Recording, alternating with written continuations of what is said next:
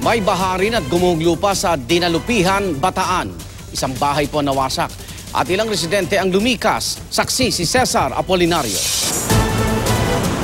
May lupa na ring rumaragasa mula sa bundok patungo sa barangay Pinulot, Dinalupihan, Bataan, pasado alas 10 kahapon ng umaga. Wasak ang pader at bubong ng isang bahay sa Casa Bonita Compound matapos pasukin ng lupa ang mismong bahay.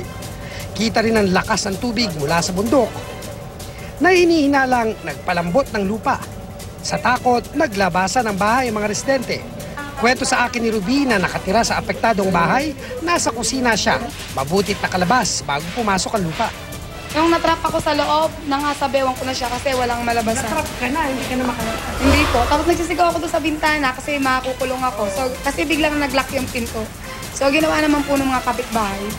Tinulak nila ng sama-sama yung pinto. So, nakalabas naman. Kasabay ng pag-aayos ng pader, ginawa na rin nila ng daluyan ng tubig mula sa bundok. Inirelocate na rin pansamantala ng mga otoridad ang 15 pamilyang malapit sa landslide area.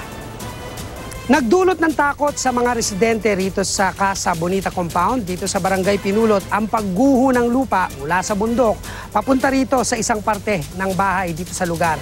Kaya naman ang mga residente, pati ang mga taga-barangay ay nagtulong-tulong na sa paglalagay nitong sandbag na ito para hindi na muling gumuho ang lupa mula sa bundok papunta sa mga residente. Dalawang iba pang barangay rito ang binabantayan dahil sa banta ng landslide. Pagmimitingan po with MGB, HLURB and the engineers kung ano po yung safety at struktura ng ating retaining wall para po makita kung ano pong engineering interventions. Hiwalay na problema pa ang mga baha sa ilang barangay kaya maraming residente ang naglilimas ng tubig lalo kung gabi.